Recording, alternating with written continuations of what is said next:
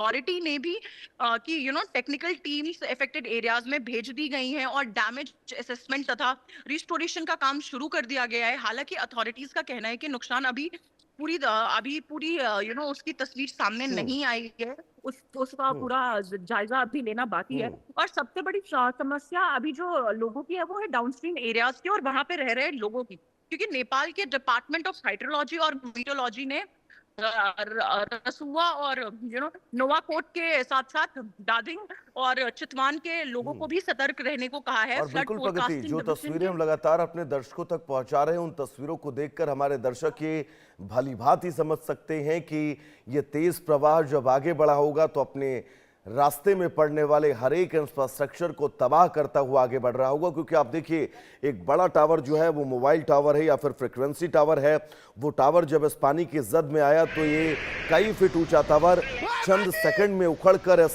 धारा प्रवाह के साथ आगे बढ़ता हुआ चला गया। प्रगति, जैसा कि आपने जिक्र भी किया कि इन स्थितियों में नुकसान का आकलन तुरंत कर पाना, कुछ घंटों में कर पाना, ये शासन प्रशासन के लिए बड़ी चुनौती होती है। लेकिन इन स्थितियों में राहत बचाव कार्य बहुत महत्वपूर्ण है। राहत बचाव कार्य को लेकर अपडेट्स क्या हैं, रेस्क्यू ऑपरेशंस को लेकर अपडेट्स क्या हैं, ताकि प्रगति एक और तस्वीर आई है, मैं लौटूंगा आपके पास।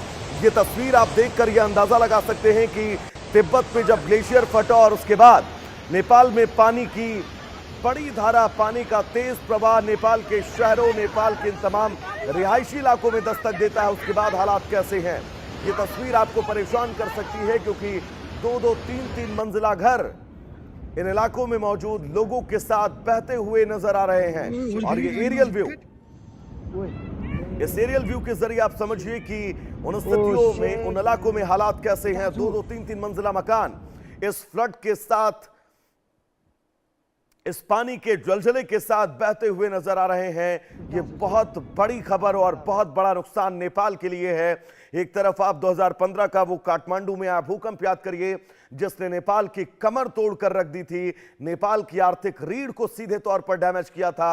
और अब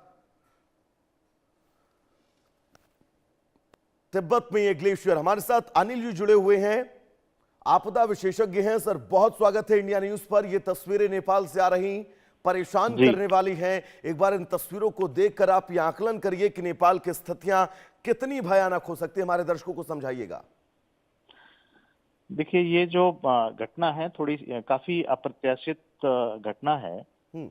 और अभी नेपाल बहुत सारी चीजों से वैसे ही जूझ रहा था। पॉलिटिकल जो ऊपर नीचे चीजें हैं वो भी एक स्थिति थी। एंड जो वहाँ पे जो वल्नरेबिलिटी है, पर्टिकुलरली पहाड़ी इलाके में जो लोग हैं, और उसके साथ साथ जो रिसेंट इंफ्रास्ट्रक्चर डेवलप हुआ है, उनके लिए भी इसमें काफी नुकसान के चांसेस ऐसे लग रहे हैं। और अभी पूरी तरीके से आकलन तो नहीं आया है, लेकिन इसमें जो पहाड़ी क्षेत्रों में रहने वाले लोग हैं उनको नुकसान होगा ही। और इसमें एक बात ये समझ में आती है कि जो हमारे जो ग्लेशियर्स हैं, उसमें कुछ ग्लेशियर्स ऐसे हैं जो जो वल्नरेबल उसमें आते हैं।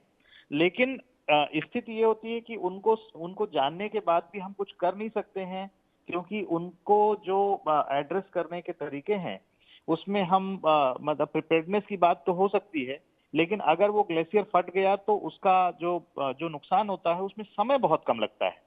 और इतने कम समय में लोगों को वहां से बाहर निकालना ये थोड़ा सा असंभव हो जाता है।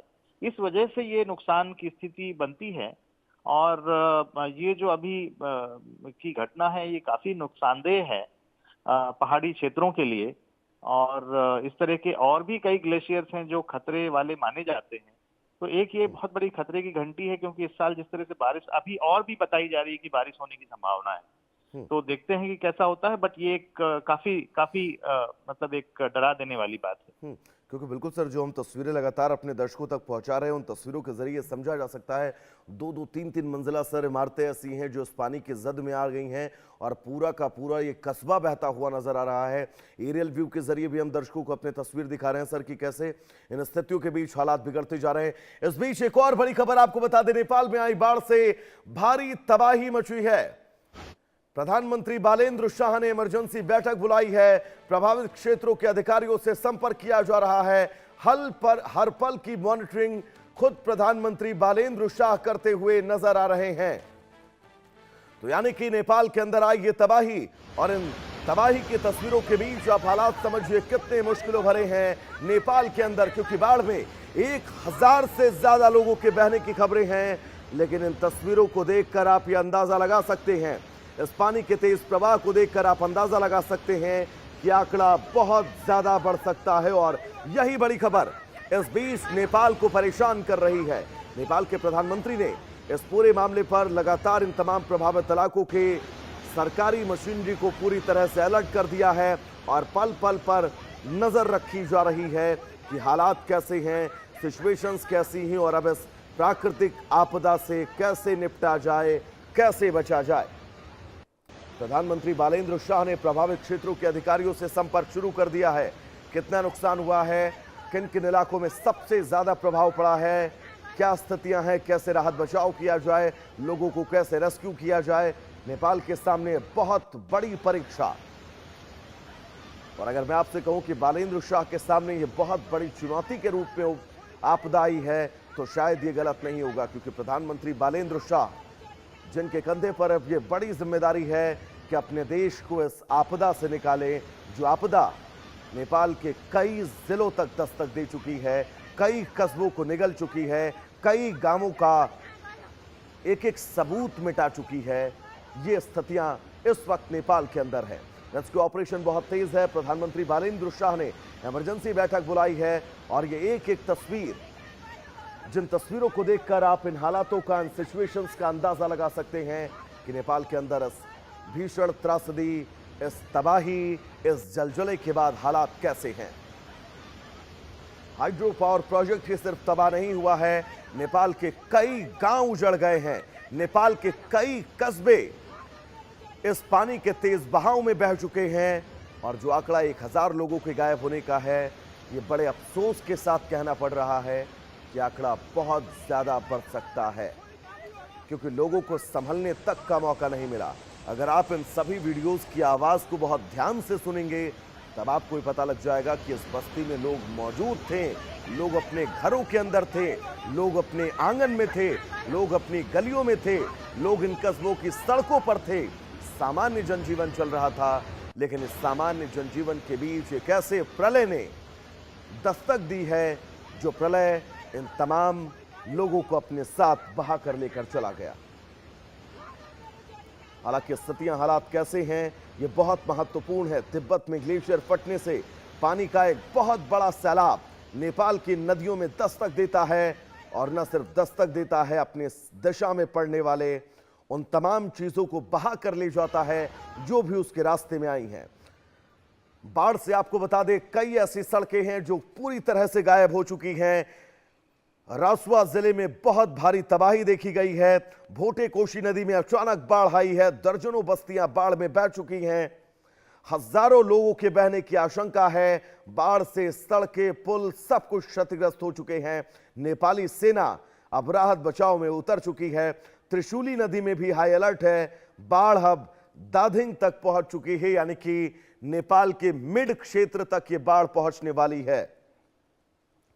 तो यह बहुत महत्वपूर्ण खबर, नेपाल में जिस तबाही, जिस त्रासदी ने दस्तक दी है, उस त्रासदी ने नेपाल के लोगों को संभलने तक का मौका नहीं दिया। हाइड्रो पावर प्रोजेक्ट को भारी नुकसान हुआ है। बाढ़ में करीब 1000 लोगों के बहने की खबर है, और यह तस्वीरें बाढ़ से नेपाल में हाहाकार, चीत्कार है। बाढ़ से नेपाल में, इस पानी के तेज सैलाब से नेपाल में अब पूरी तरह से जनजीवन पटरी से नीचे उतर चुका है। खुद प्रधानमंत्री बालेंद्र शाह इन इलाकों में नजर रखे हुए हैं, मॉनिटरिंग कर रहे हैं।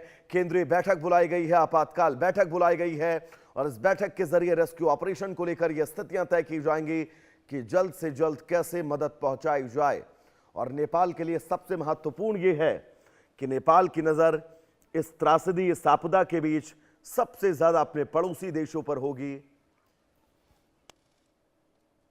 हमारे साथ संजय मिश्रा जुड़े हुए हैं तमाम जरूरी अपडेट के साथ। संजय, बहुत महत्वपूर्ण तस्वीरें नेपाल से लगातार हम अपने दर्शकों तक पहुंचा रहे हैं। और संजय, बहराइच नेपाल से सटा हुआ जिला, एक बार बताइएगा कि इन तस्वीरों के जरिए हमारे दर्शक क्या समझे, नेपाल में हालात कैसे हैं।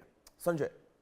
बिल्कुल वैभव, देखिए मैं आपको बताऊं कि जिस तरीके से तिब्बत में जो भोटेकोसी नदी है और उसमें जब सैलाब आई है, सैलाब आने के बाद से नेपाल का जो टिमरी जिला है पूरी तरीके से तबाह होने के कगार पर है। वहां का हाइड्रो पावर पूरी तरीके से तबाह हो चुका है और हजारों की संख्या में लोग जो